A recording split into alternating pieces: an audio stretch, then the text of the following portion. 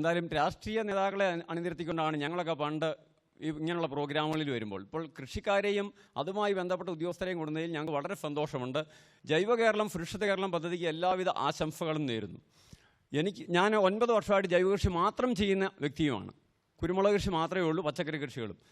എനിക്ക് ഇപ്പോൾ സാറ് പറഞ്ഞ ഒരു കാര്യത്തിനോട് ഒരു അഭിപ്രായം പറയാനുണ്ട്. ഞാൻ ഇവിടെ വന്ന്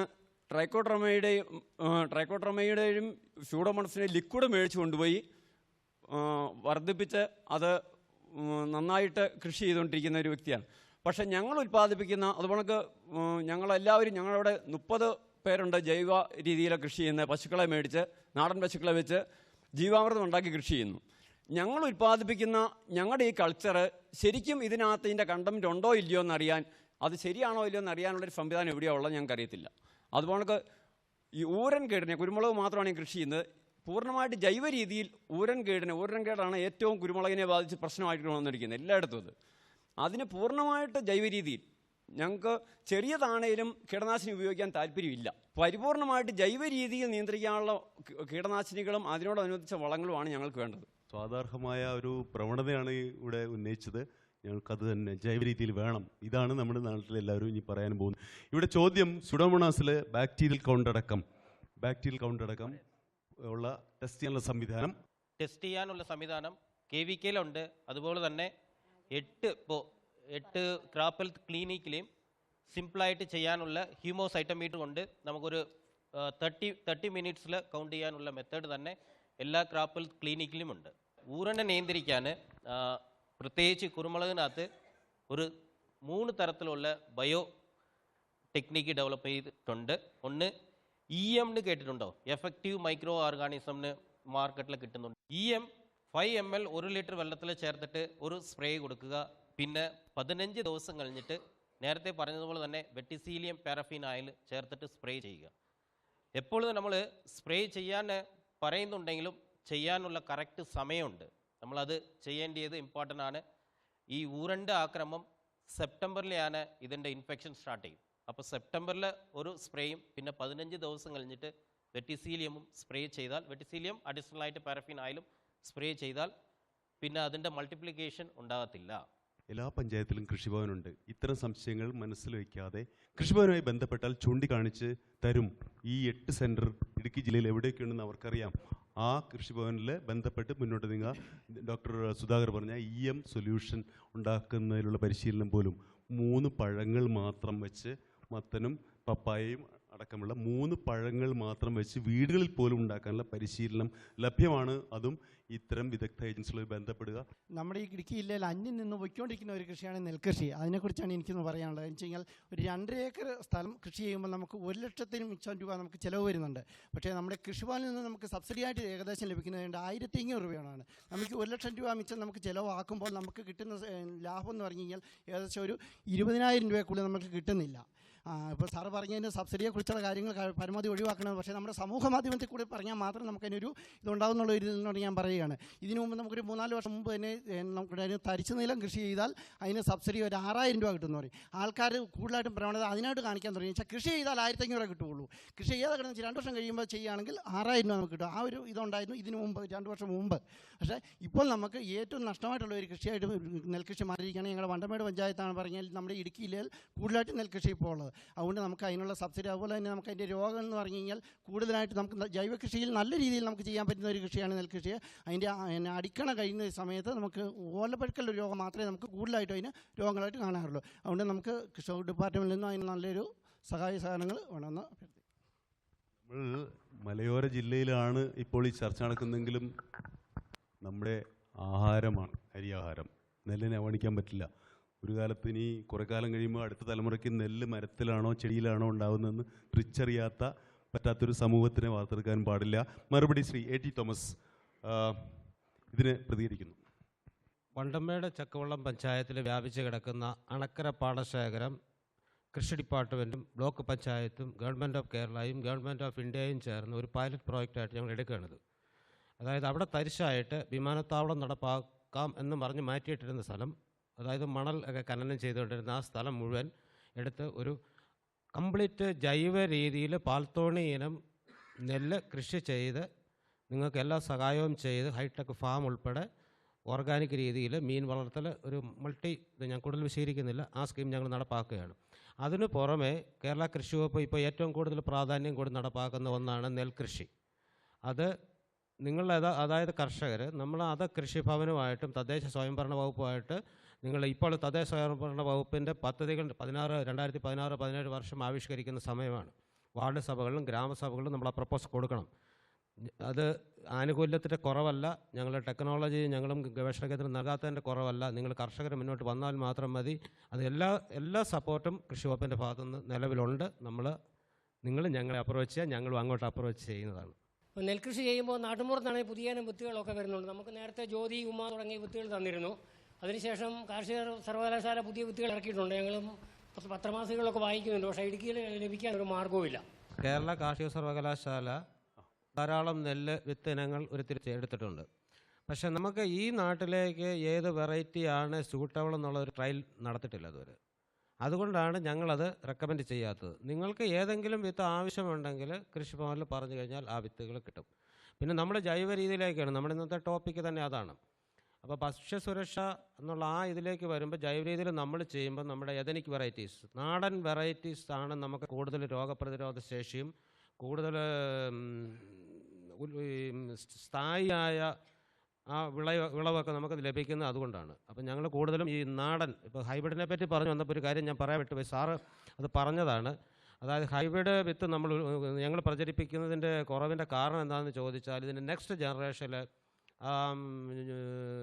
ഇതിൻ്റെ അടുത്ത പെർഫോമൻസ് 1/3 ഇതായിട്ട് വരത്തുള്ളൂ. നമ്മൾ ചക്കുവോളവും വണ്ടമ്മേട് ഏരിയയിൽ നമ്മളൊരു നെൽകൃഷിക്കാർ മിക്കവരും ചെയ്യുന്ന ഒരു ഇൻറ്റഗ്രേറ്റഡ് ഫാമിംഗ് സിസ്റ്റമാണ്. നമുക്ക് പറ്റിയ ഇനം എന്ന് പറഞ്ഞു കഴിഞ്ഞാൽ പാൽത്തോണിയ. എന്തുകൊണ്ടെന്ന് വെച്ച് കഴിഞ്ഞാൽ നല്ല കച്ചിയുണ്ട്. എല്ലാ വണ്ടമേടും ചക്കുവോളം എല്ലാ വീടുകളിലും പശുവുണ്ട്. അപ്പോൾ നമ്മുടെ പശുവിന് കച്ചി വേണം. നമുക്ക് അതുപോലെ തന്നെ നമ്മുടെ ഏറ്റവും വലിയൊരു പരിപാടി എന്ന് വെച്ച് കഴിഞ്ഞാൽ അവിടെ നമുക്ക് ജൈവ രീതിയിലാണ് നമ്മൾ കൃഷി ചെയ്യുന്നത് നെല്ല്. നമുക്ക് ഈ വർഷം ചില മാർക്കറ്റിംഗ് എഫേർട്ട് നടത്തി ഈ വർഷം നമുക്കൊരു 5000 കിലോ പാൽത്തോണി നമുക്ക് സൗദി അറേബ്യയ്ക്ക് ഒരു ട്രയലായിട്ട് കയറ്റിവിടാൻ പറ്റി. അപ്പോൾ തോമസ് സാർ നേരത്തെ പറഞ്ഞ പോലെ ഞങ്ങളൊരു ചർച്ച നടത്തി ഒരു ബൃഹത്തായ ഒരു പദ്ധതി, ഒരു ഇൻറ്റഗ്രേറ്റഡ് ഫാമിംഗ് സിസ്റ്റമാണ് ഞങ്ങൾ അണക്കര പാടശേഖരം, അതായത് ചക്കുവളം തൊട്ട് അങ്ങ് മന്തിപ്പാറ വരണിട്ട് കിടക്കുന്ന ഏരിയ നമ്മൾ ചെയ്യാനായിട്ട് ഉദ്ദേശിക്കുന്നത്. അത് ഞാൻ എക്സ്പ്ലെയിൻ ചെയ്യുന്നില്ല. അപ്പം നമുക്ക് പറ്റിയൊരു ഇനം എന്ന് പറഞ്ഞു കഴിഞ്ഞാൽ നമ്മുടെ ഏരിയയിൽ പാൽത്തോണി തന്നെയാണ്. മഴക്കാലമാണ് വരുന്നത്. മഴക്കാലം വരുമ്പോൾ ഉരുളുപൊട്ടലും മണ്ണ് ഒലിച്ചു പോകുന്ന നഷ്ടമുണ്ടാവും. വരൾച്ചയാണ് ഈ മാസം മുതൽ. ഈ മലയോര പ്രദേശത്ത് പോലും വരൾച്ച വന്നുകൊണ്ടിരിക്കുന്നു. അപ്പോൾ വെള്ളം നമുക്ക് വേണ്ടത്ര കുടിക്കാനും കൃഷിക്കും വെള്ളം ഉണ്ടാകാനും സംരക്ഷിക്കാനും മേൽമണ്ണ് പ്രത്യേകിച്ച് നഷ്ടപ്പെടാതിരിക്കാനും ബന്ധപ്പെട്ട ചോദ്യങ്ങളും കൂടി കൂട്ടിച്ചേർക്കാം. ചോദ്യം: ജൈവ കൃഷിയിലേക്ക് പോകണമെന്നുള്ള ആഹ്വാനത്തോടുകൂടി ജനങ്ങളുടെ താല്പര്യത്തോടെ ആൾക്കാർ കൂടുതൽ ചാണകമൊക്കെ ഉപയോഗിക്കാനായിട്ട് തുടങ്ങി. വേപ്പ് പിണ്ണാക്ക്, സൂഡോമോണസ് എല്ലാം ഉപയോഗിക്കാൻ തുടങ്ങി. ഇതെല്ലാം ഉപയോഗിക്കാൻ തുടങ്ങി കഴിഞ്ഞപ്പോൾ മണ്ണിൽ നല്ലപോലെ പെരുകി. മണ്ണിൽ പെരുകിയതോടൊപ്പം തന്നെ നമ്മുടെ നാട്ടിലേക്ക് പന്നിയും പെരുകി. ഈ പന്നി പെരുകി കഴിഞ്ഞപ്പോൾ ഈ മണ്ണിര തിന്നാനായിട്ട് പന്നി ഇങ്ങോട്ട് വന്നുകൊണ്ടിരിക്കുകയാണ്. ഇതിന് ഒരു കാരണവശാലും കൊല്ലാനായിട്ട് വരില്ല.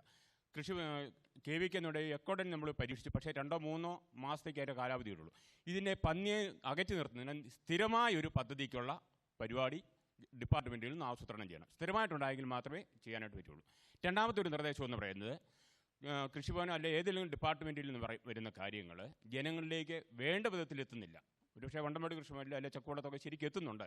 എങ്കിൽ തന്നെയും ത്രിതല പഞ്ചായത്ത് അംഗങ്ങളുടെ ഒരു കൂട്ടായ്മ ശരിയായ രീതിയിൽ സംഘടിപ്പിച്ചുകൊണ്ട് വിവിധ മേഖലകളിലെ കാർഷിക സെമിനാറുകളും ഇങ്ങനെയുള്ള കാര്യങ്ങളും ചെയ്യണമെന്നുള്ളൊരു അഭ്യർത്ഥന ഉണ്ട്. വന്യമൃഗശല്യം, അതിൽ പ്രത്യേകിച്ച് പന്നിയുടെ ശല്യം, അതിന് പരിഹാര മാർഗങ്ങൾ എക്കോഡോൺ പോലുള്ള വികർഷണ വസ്തുക്കളാണെങ്കിലും 3 മാസം കഴിയുമ്പോൾ എന്ത് ചെയ്യണം? ഡോക്ടർ സുധാകർ. എക്കോഡന് നല്ല റിസൾട്ടായിട്ടുള്ള ഒരു ബയോ പ്രോഡക്റ്റ് ആണ്. അതിപ്പോൾ ഒരു 3 മന്ത്സ് കഴിഞ്ഞിട്ട് പിന്നീട് നിങ്ങൾക്ക് വേണമെങ്കിൽ യൂസ് ചെയ്യാം. ഇപ്പോൾ റീസെൻ്റായിട്ട് കർണാടകയിലെ ഒരു KVK നേതൃത്വത്തിൽ ഒരു കർഷകർ തന്നെ പെർമനൻ്റ് ആയിട്ടുള്ള ഒരു 3 to 4 years വരെ അത് നിൽക്കും. അങ്ങനെയുള്ള ഒരു ടെക്നോളജി ഡെവലപ്പ് ചെയ്തിട്ടുണ്ട്. ഈ കാട്ടുമൃഗങ്ങളെ നിയന്ത്രിക്കാൻ വേണ്ടിയിട്ടുള്ള ഒരു ടെക്നോളജി കർണാടകയിലുള്ള ഒരു KVK ഡെവലപ്പ് ചെയ്തിട്ടുണ്ട്. അതിൻ്റെ കോൺടാക്ട് ഡീറ്റെയിൽസ് KVKയോട് ബന്ധപ്പെട്ടാൽ അതിൻ്റെ ഡീറ്റെയിൽസ് തരാം. ഒരെണ്ണത്തിന് 1200 rupees തോന്നുന്നു. അത് ഒരെണ്ണം മേടിച്ചാൽ നിങ്ങൾക്ക് 4 years വരെ യൂസ് ചെയ്യാം. 1 ഏക്കറിന് 5 എണ്ണം മതിയെന്ന് തോന്നുന്നു. അത് ജസ്റ്റ് ഒരു സൗണ്ട് ഉണ്ടാക്കും. ഇങ്ങനെ റൗണ്ടായിട്ട് ഒരു സൗണ്ട് ഉണ്ടായിക്കൊണ്ടിരിക്കും. ഞാൻ ഒരു പുതിയന ഏലം വെറൈറ്റി വികസിപ്പിച്ച നാഷണൽ അവാർഡ് കിട്ടിയ വ്യക്തിയാണ്. എനിക്ക് പറയാനുള്ളത്, നമുക്കിവിടെ എല്ലാവരും സുരക്ഷിത കേരളത്തെക്കുറിച്ചാണ് നമ്മുടെ ഹെഡിങ് തന്നെ. അപ്പം നമ്മളിവിടെ തമിഴ്നാട്ടിൽ നിന്ന് മറ്റുള്ള ഉൽപ്പന്നങ്ങളാണ് ഇവിടെ കൂടുതൽ നമ്മൾ ഉപയോഗിക്കുമ്പോൾ നിലവിൽ. അപ്പോൾ ഈ വരുന്ന ഉൽപ്പന്നങ്ങൾ വിഷാംശം ഉണ്ടായി, ഉദാഹരണം അരി മറ്റുള്ള ഏറ്റവും കൂടുതൽ ഉപയോഗിക്കുന്നത്, ഇതിൻ്റെ അകത്തെ കെമിക്കൽ ഉപയോഗിക്കുന്നതിനെക്കുറിച്ച് റിസർച്ച് ചെയ്ത് കൃഷിക്കാർക്കുള്ള ഉൽപ്പന്നങ്ങൾ നിലവിൽ നല്ല രീതിയിലാണോ എത്തുന്നതിനെക്കുറിച്ച് സംവിധാനം ഇപ്പോൾ ഉണ്ടോ? രണ്ടാമത്, കൃഷിക്കാരുടെ ജൈവ ഉൽപ്പന്നങ്ങൾ ബ്രാഞ്ച് ചെയ്ത് കൃഷിഭവൻ്റെ ഇതോടുകൂടി അവിടെ എടുക്കാനുള്ള സംവിധാനം നമുക്ക് എന്നിൽ ചെയ്യാൻ സാധിക്കുമോ എന്ന് ഉള്ളൂ എൻ്റെ. അത് വേണമെങ്കിൽ നിങ്ങൾക്ക് ഇവിടെ അതുപോലെ ഉള്ള ഒരു എക്സ്പോർട്ട് ലിങ്ക് ആയിട്ടുള്ള ഒരു സെപ്പറേറ്റ് ഒരു ബനാന മാത്രമല്ല എല്ലാ പച്ചക്കറിയും കൂടിയുള്ള ഒരു ഫാം ഫ്രഷ് സെൻറ്റർ തുടങ്ങിയിട്ട് എക്സ്പോർട്ടിക്ക് ലിങ്ക് ചെയ്യാം. ഇപ്പോൾ ഫോർ എക്സാമ്പിൾ പറയുകയാണെങ്കിൽ ലുലുമാൾക്ക് ഇഷ്ടം പോലെ പച്ചക്കറി വരും. ഈവൻ ജൈവ രീതിയിൽ നിങ്ങൾ ഉൽപ്പാദിക്കുന്നുണ്ടെങ്കിൽ ഇഷ്ടം പോലെ, ഞാൻ പറഞ്ഞത് ലുലുമാൾ മാത്രം ആണ്, ഇഷ്ടം പോലെ സൂപ്പർ മാർക്കറ്റ് ഉണ്ട്, അവർക്ക് സപ്ലൈ ചെയ്യാം. അത് ലിങ്കിങ് ആണ് മെയിൻ. അത് ആൾറെഡി സിബി സാർ ഒരു വിസിറ്റ് അവിടെ പോയി വിസിറ്റ് ചെയ്തതാണ്. സിബി സാറോട് ബന്ധപ്പെട്ടാൽ അത് ക്ലിയർ ആയിട്ട് പറയും. അത് പച്ചക്കറികളിലെ വിഷാംശം ടെസ്റ്റ് ചെയ്യുന്നതിന് വെള്ളായണി കാർഷിക കോളേജിൽ അതിനുള്ള സംവിധാനമുണ്ട്. അവിടെ നമ്മുടെ മൂന്നാർ ഭാഗത്തു നിന്നൊക്കെ സാമ്പിൾ കളക്ട് ചെയ്തിട്ട് വിഷാംശമില്ല എന്നുള്ള റിപ്പോർട്ട് അവിടെ നിന്ന് കിട്ടിയിട്ടുണ്ട്. പിന്നെ ജൈവ ഉൽപ്പന്നങ്ങൾ വിൽക്കുന്നതിന് എനിക്ക് സൗകര്യമില്ല എന്ന് പറഞ്ഞു. അതിന് പരിഹാരമായിട്ട് എക്കോ ഷോപ്പ് ഈ വർഷം നമ്മൾ അടിമാലി ബ്ലോക്കിൽ 2 ഈ വർഷം സ്റ്റാർട്ട് ചെയ്യുന്നുണ്ട്. അടുത്ത വർഷം കൂടുതൽ എക്കോ ഷോപ്പ് തുടങ്ങുന്നുണ്ട്. പെസ്റ്റിസൈഡ് റെസിഡ്യൂ ടെസ്റ്റിംഗ് ലബോറട്ടറി ജനങ്ങൾ ആഗ്രഹിക്കുന്നത്, ഗവൺമെൻറ് ആഗ്രഹിക്കുന്നത്, ഇത് പ്രാദേശിക തലത്തിൽ ചുരുങ്ങിയ പക്ഷം ഓരോ ബ്ലോക്കിലെങ്കിലും ഓരോ ടെസ്റ്റിംഗ് സംവിധാനം ഉണ്ടാകണം എന്നുള്ളതാണ്. അതിനുള്ള നയം രൂപീകരിച്ചിട്ടുണ്ട്. അത് നിലവിൽ വരും. ഇന്നല്ല നാളെ നിലവിൽ വരും. നമ്മൾ പ്രതീക്ഷിക്കുക, കാത്തിരിക്കുക. ആയുർവേദ സസ്യങ്ങൾക്ക് കൃഷി ചെയ്യുന്നതിന് കർഷകർക്ക് പ്രോത്സാഹിപ്പിക്കുന്നുണ്ടോ? അതുപോലെ തന്നെ നമുക്ക് പൂക്കൃഷിയിലേക്ക്, നമ്മുടെ ഇടുക്കിയിലെ പൂക്കൃഷികൾ ചെയ്യാൻ പറ്റിയ സ്ഥലങ്ങളാണ്. ആ പൂക്കൃഷി കർഷകർക്ക് എന്തെല്ലാം സഹായങ്ങൾ ചെയ്തു കൊടുക്കാൻ പറ്റും എന്നുള്ളതാണ് എനിക്കറിയേണ്ടത്. നമ്മുടെ കൃഷി വകുപ്പിന് മെഡിസിനൽ പ്ലാന്റ്സ് മിഷൻ എന്ന് പറഞ്ഞൊരു പദ്ധതി പ്രകാരം ഈ ഔഷധ സസ്യങ്ങൾക്ക് കൃഷി ഇങ്ങനെ സബ്സിഡി കൊടുക്കുന്ന ഒരു സ്കീം ഇപ്പോൾ നിലവിലുണ്ട്. ഇത് കൂടാതെ SHM-ലും 2 വർഷം മുമ്പ് ഉണ്ടായിരുന്നു. ഇപ്പം അത് നല്ല SHM സ്കീമിലും ഇതുപോലെ മെഡിസിനൽ പ്ലാന്റ്സ് കൃഷി ചെയ്യുന്നതിന് സബ്സിഡി കൊടുക്കുന്ന പദ്ധതികളുണ്ട്. ഇത് സ്റ്റേറ്റ് ഹോർട്ടിക്കൾച്ചർ മിഷൻ സ്കീമിൽ ഈ പൂക്കൃഷി പ്രോത്സാഹിപ്പിക്കുന്നതിന് ധനസഹായം നൽകുന്നുണ്ട്. മെഡിസിനൽ പ്ലാന്റ്സിനുണ്ട്. പൂക്കൃഷി ഈ പോളി ഹൗസിൽ ചെയ്യുന്നതിനുണ്ട്, ഓപ്പൺ ഏരിയയിൽ ചെയ്യുന്നതിനും ഹോർട്ടിക്കൾച്ചർ മിഷൻ ധനസഹായം നൽകുന്നുണ്ട്. തീർച്ചയായിട്ടും ഇടുക്കിയിൽ നമ്മൾ പരിഗണിക്കേണ്ട സാധ്യതയുള്ളൊരു വിഷയമാണ് പൂക്കൃഷി. പൂക്കൾ കയറ്റുമതി ചെയ്യാൻ ഒട്ടേറെ സാധ്യതകളുണ്ട്. നെടുമ്പാശ്ശേരി വിമാനത്താവളത്തിൽ നിന്ന് എത്രയോ പൂക്കളാണ് വിദേശ രാജ്യങ്ങളിലേക്ക് കയറ്റുമതി ചെയ്യുന്നത്. പക്ഷേ അത് ഇത്രയും അനുകൂലമായ സ്വർഗ്ഗതുല്യമായ ഇടുക്കി ജില്ലയിൽ നിന്നല്ല വരുന്നത്. അത് പോളി ഹൗസുകളിലും മറ്റും ഇതിനു വേണ്ടി കയറ്റി അയക്കാൻ വേണ്ടി ഉൽപ്പാദിപ്പിക്കുന്നതാണ്. തീർച്ചയായിട്ടും പരിഗണിക്കേണ്ട ഒരു വിഷയമാണ് സുഹൃത്ത് ചോദിച്ചത്. പല അഭിപ്രായങ്ങളും ഇവിടെ പറയുകയുണ്ടായി. ഈ ആത്മ പദ്ധതിയിലൂടെ ലീഫ് ലെറ്ററുകൾ അടിച്ച് കൃഷിക്കാർക്ക് കൊടുക്കുന്നുണ്ട്. പക്ഷേ അതിനകത്ത് എന്തെല്ലാം സ്കീമുകളുണ്ട് എന്നുള്ളത് കാണിക്കുന്നില്ല. അത് കാണിച്ച് കൊടുക്കാൻ സാധിക്കുമോ? ഒന്ന്. രണ്ടാമത്തെ ചോദ്യം, ആത്മ പദ്ധതിയിലൂടെ ഫാം സ്കൂൾ എന്ന് പറഞ്ഞൊരു പ്രോഗ്രാം നടത്തിക്കൊണ്ടിരുന്നു. അവർക്ക് അതിന് ഫാം സ്കൂൾ നടത്തുമ്പോൾ കുറേ ദിവസങ്ങൾ മെനക്കേട് വരും. മറ്റുള്ള വിസിറ്റിംഗ് ഒക്കെ ആണെങ്കിൽ ഒരു ദിവസം കൊണ്ട് തീരും. അതുകൊണ്ടാണോ അങ്ങനെ ഒരു സംവിധാനം നടപ്പിലാക്കുന്നതെന്ന് അറിഞ്ഞാൽ കൊള്ളാമായിരുന്നു. ആത്മാ വഴി നമ്മൾ എല്ലാ മാസവും പ്രതിമാസ കൃഷി നിർദ്ദേശ പത്രിക എന്നുള്ള രീതിയിൽ പ്രസിദ്ധീകരിക്കുന്നുണ്ട്. ഇത് ഒരു കൃഷി നിർദ്ദേശ പത്രികയാണ്. കൃഷി വകുപ്പ് നടപ്പാക്കുന്ന പദ്ധതികൾ എല്ലാം തന്നെ അതിൽ വരുന്നില്ല. പിന്നെ അത് കൂടാതെ ഒരു ന്യൂസ് ലെറ്റർ ആത്മാ പ്രസിദ്ധീകരിക്കുന്നുണ്ട്. ന്യൂസ് ലെറ്ററിൽ കൃഷിയും അതുപോലെ തന്നെ അനുബന്ധ മേഖലകളിൽ നടപ്പാക്കുന്ന, അതുപോലെ മൃഗസംരക്ഷണം, ഡയറി, ഫിഷറീസ് ഇതുപോലുള്ള വകുപ്പുകൾ നടപ്പാക്കുന്ന പദ്ധതികളും ഈ പ്രതിമാസ വാർത്താപത്രികയിൽ, ആത്മാ വാർത്താപത്രികയിൽ അത് 2 മാസം കൂടുമ്പോൾ ബൈമന്ത്ലി ആയിട്ടാണ് പ്രസിദ്ധീകരിക്കുന്നത്. ഈ വാർത്താപത്രികയിൽ നമ്മൾ ചേർക്കാറുണ്ട്. കൂടുതലായിട്ട് കൃഷി വകുപ്പിൻ്റെ പദ്ധതികൾ ഇനിയും ചേർക്കാനായിട്ട് ശ്രമിക്കാം. പിന്നെ എന്നുള്ളത് ഫാം സ്കൂള്.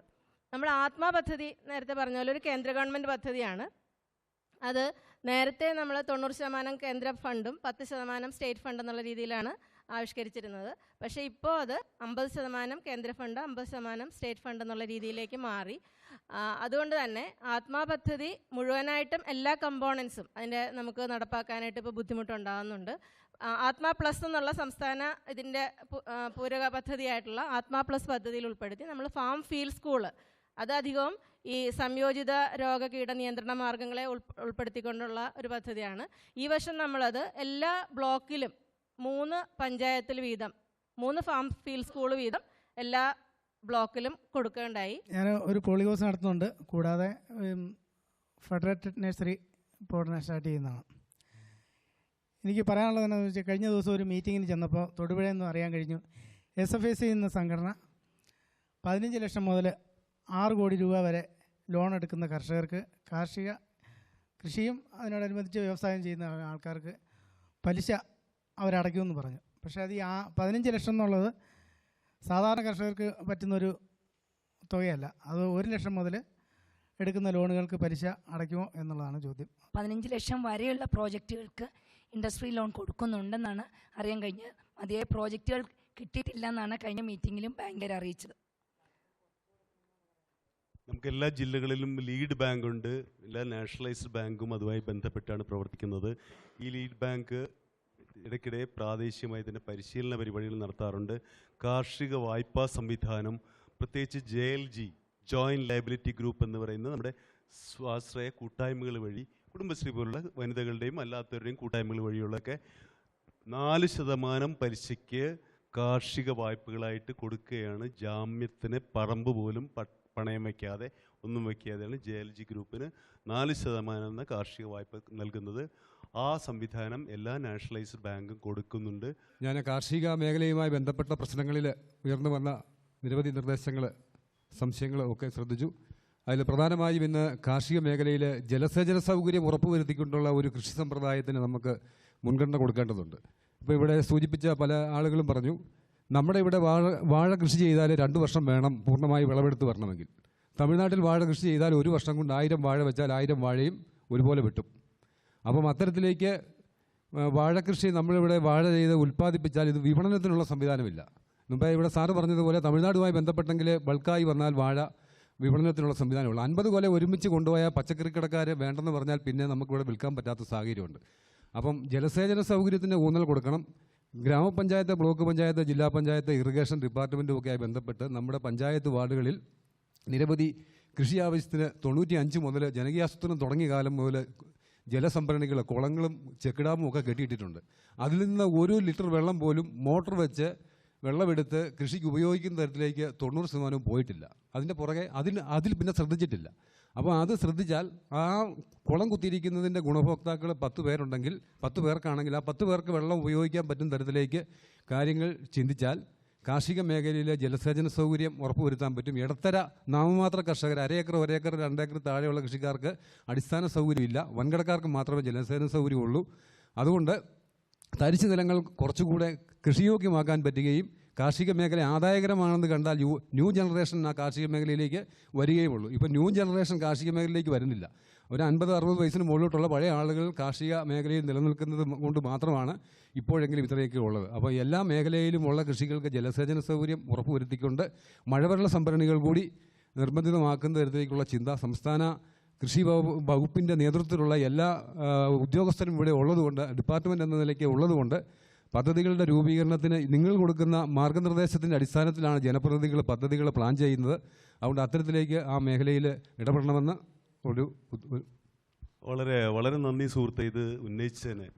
ഇതൊരു പ്രധാനപ്പെട്ട വിഷയം തന്നെയാണ്. ഇടുക്കി ജില്ലയിൽ ചർച്ച ചെയ്യേണ്ട ഒരു വിഷയം തന്നെയാണ് ഈ ജലം, ജലസംരക്ഷണം, മണ്ണും അടക്കം ഉള്ളത്.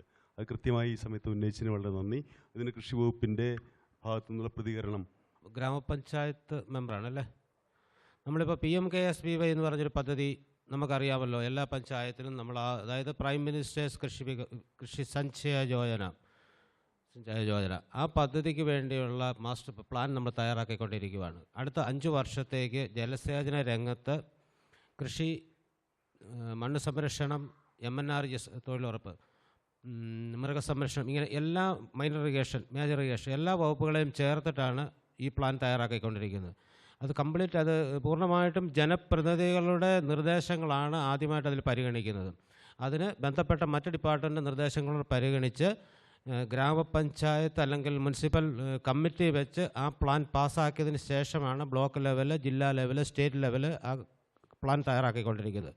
ഇപ്പോൾ സാറ് പറഞ്ഞ ഈ നിർദ്ദേശങ്ങൾ താങ്കളുടെ ആ പഞ്ചായത്തിൽ അല്ലെ ആ വാർഡിൽ വരുന്ന ജലസേചനം നിലവിലുള്ളത് പുതുക്കാനും മോഡിഫൈ ചെയ്യാനും, അല്ലെങ്കിൽ ആ കുളത്തിൽ നിന്നല്ല ജലസ്രോതസ്സിൽ നിന്നും കൃഷിയിടത്ത് വെള്ളം എത്തിക്കാനും പൈപ്പ്, മോട്ടർ എന്താണ് വേണ്ടത് എന്ന് ആ നിർദ്ദേശങ്ങൾ മാത്രം അതിൻ്റെ എസ്റ്റിമേറ്റൊക്കെ തയ്യാറാക്കുന്ന മൈൻ ഇറിഗേഷൻ ഡിപ്പാർട്ട്മെൻറ്റാണ്, കൃഷി വകുപ്പാണ്. അപ്പോൾ ഇങ്ങനെയുള്ള നിർദ്ദേശങ്ങൾ ചെയ്യാനായിട്ട് ഇപ്പോൾ ആ ഒരു പദ്ധതി ഞങ്ങളത് ചെയ്തുകൊണ്ടിരിക്കുകയാണ്. അത് സ്റ്റേറ്റ് ഇറിഗേഷൻ പ്ലാനായിട്ട് ബന്ധപ്പെട്ട് ഗവൺമെൻറ് ഓഫ് ഇന്ത്യക്ക് സമർപ്പിക്കുകയാണ്. ഇനി 5 വർഷത്തേക്ക് ഏത് ഡിപ്പാർട്ട്മെൻറ്റ് ജലസേചന പദ്ധതി നടപ്പാക്കുന്നുണ്ടെങ്കിലും അംഗീകാരം കിട്ടണമെങ്കിൽ, സെൻട്രൽ ഗവൺമെൻറ്റിൻ്റെ 50% സബ്സിഡി കിട്ടണമെന്നുണ്ടെങ്കിൽ ഈ പ്ലാനിൽ ഉൾപ്പെട്ടാൽ മാത്രമേ കിട്ടുകയുള്ളൂ.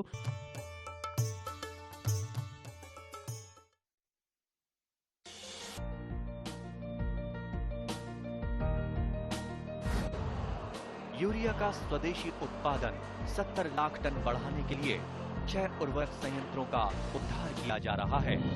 FCIL के गोरखपुर, सिंदरी, तलचर और रामागुंडम संयंत्र, HFCL की बरौनी इकाई और BVFCL की नामरू फोर्थ। सोने पर सुहागा ये है कि देश में अब बनेगा सिर्फ नीम लेपित यूरिया, क्योंकि इससे होगा किसानों का फायदा ही फायदा। अनाज का उत्पादन 10% तक बढ़ेगा, बढ़ेगी 10 से 15% नाइट्रोजन क्षमता।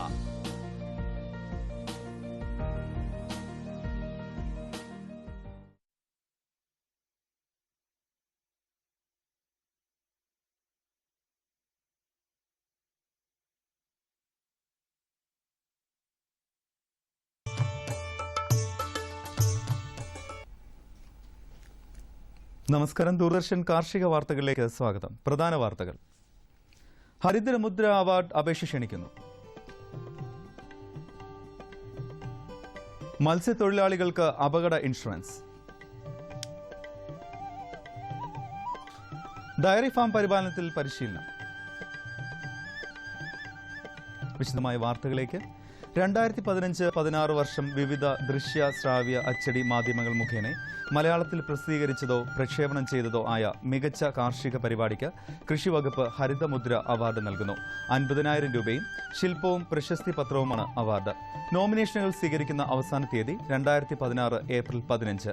അപേക്ഷയും വിശദാംശങ്ങളും ഇനി പറയുന്ന വെബ്സൈറ്റിൽ ലഭ്യമാണ്: www.fibkerala.gov.in. അപേക്ഷ അയക്കേണ്ട വിലാസം: principal information officer, farm information bureau, Kowdiar, Thiruvananthapuram. ബന്ധപ്പെടാവുന്ന phone number 047123173114. Mobile number 9947695300. Kerala കാർഷിക സർവകലാശാലയുടെ വെളായണി തേനീച്ച പര്യവേഷണ ഗവേഷണ കേന്ദ്രത്തിൽ ഈ മാസം ബീ കീപ്പേഴ്സ് ഓറിയന്റേഷൻ പരിശീലന പരിപാടി സംഘടിപ്പിക്കുന്നു. തേനീച്ച കോളനി പരിപാലനം, വിഭജനം, തേൻ ശേഖരിക്കൽ, സംസ്കരണം, രോഗകീട സംരക്ഷണം, മൂല്യവർദ്ധിത ഉൽപ്പന്ന നിർമ്മാണം എന്നിവയിൽ പ്രവൃത്തി പരിചയമടങ്ങുന്ന ക്ലാസുകൾ നടക്കും.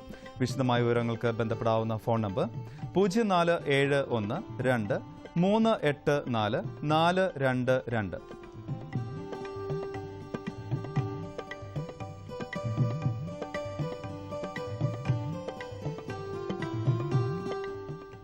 മത്സ്യത്തൊഴിലാളികൾക്ക് ഗ്രൂപ്പ് അപകട ഇൻഷുറൻസിൽ മാർച്ച് 31 വരെ അംഗത്വമെടുക്കാം.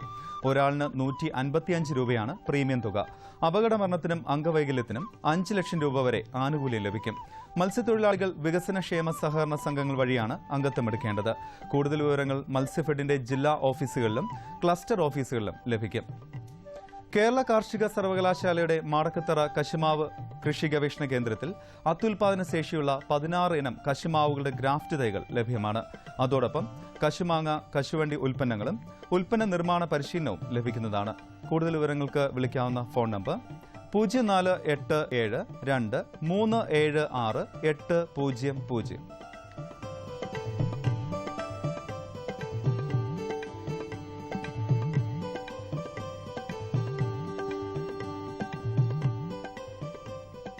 തൃശൂർ രാമവർമ്മപുരത്തുള്ള മിൽമ ട്രെയിനിംഗ് സെന്ററിൽ മാർച്ച് 9 മുതൽ 12 വരെ ഡയറി ഫാം പരിപാലനത്തിൽ പരിശീലനം നൽകുന്നു.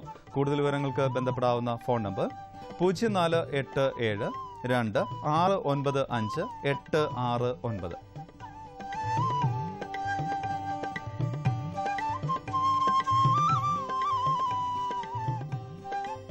കൊച്ചി ഞാറയ്ക്കൽ കൃഷി വിജ്ഞാന കേന്ദ്രത്തിൽ ജൈവ രോഗ കീടനിയന്ത്രണകാരികളായ ട്രൈക്കോഡെർമ, സ്യൂഡോമോണസ്, വെർട്ടിസീലിയം, ബിവേറിയ എന്നിവ ലഭ്യമാണ്. കേരള കാർഷിക സർവകലാശാലയുടെ വൈറ്റില നെല്ല് ഗവേഷണ കേന്ദ്രത്തിൽ തയ്യാറാക്കുന്ന ഉൽപ്പന്നങ്ങളാണിവ. കൂടുതൽ വിവരങ്ങൾക്ക് ബന്ധപ്പെടാവുന്ന ഫോൺ നമ്പർ 0484 2 492 450. മറ്റൊരു നമ്പർ 0484 2 277 220.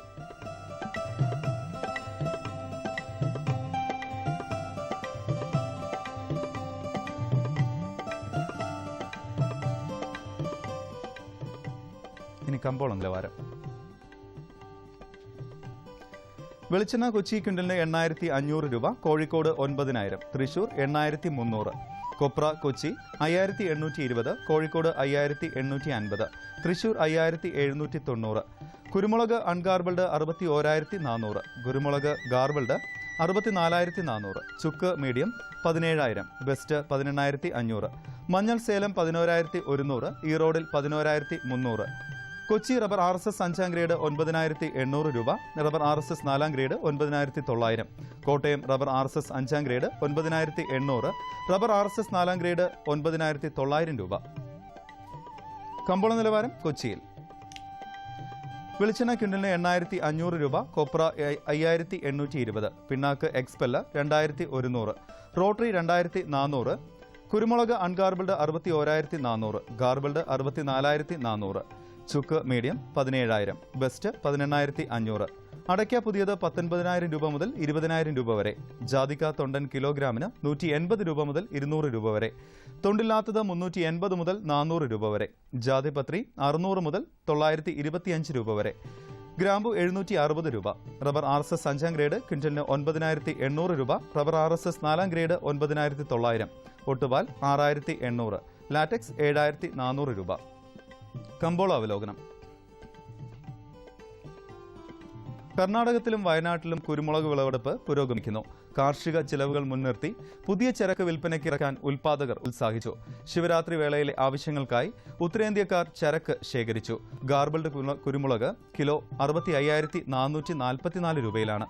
ഗ്രാമീണ മേഖലയിൽ നിന്നുള്ള പച്ചത്തേങ്ങയും കൊപ്രയുടെയും വരവ് ഉയർന്നതോടെ മില്ലുകാർ നാളികേരോൽപ്പന്ന വിപണികളിൽ നിന്ന് അല്പം പിൻവലിഞ്ഞു.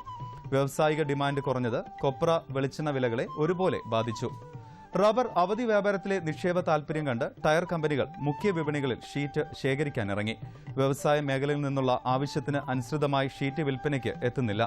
കുമളിയിൽ ഇന്ന് നടന്ന ഏലക്ക ലേലത്തിൽ മൊത്തം 94,427 കിലോ ചരക്ക് ലേലം കൊണ്ടു. വരവ് ഉയർന്നതിനിടയിലെ ആഭ്യന്തര വാങ്ങൽ താൽപര്യത്തിൽ മികച്ച ഇനങ്ങൾ കിലോ 893 രൂപയായി കയറി. ശരാശരി ഇനങ്ങൾ 582 രൂപയിലാണ്. ഇനി കാലാവസ്ഥ. കണ്ണൂർ കൂടിയ താപനില 37.4 ഡിഗ്രി സെൽഷ്യസ്, കുറഞ്ഞ താപനില 25.8 ഡിഗ്രി സെൽഷ്യസ്. കോഴിക്കോട് 37, 26.5. കൊച്ചി 33.8, 25.4. ആലപ്പുഴ 36.4, 25.4. പുനലൂർ 36, 21. തിരുവനന്തപുരം കൂടിയ താപനില 35.6 ഡിഗ്രി സെൽഷ്യസ്, കുറഞ്ഞ താപനില 24.6 ഡിഗ്രി സെൽഷ്യസ്. കാർഷിക വാർത്തകൾ സമാപിക്കുന്നു. നമസ്കാരം.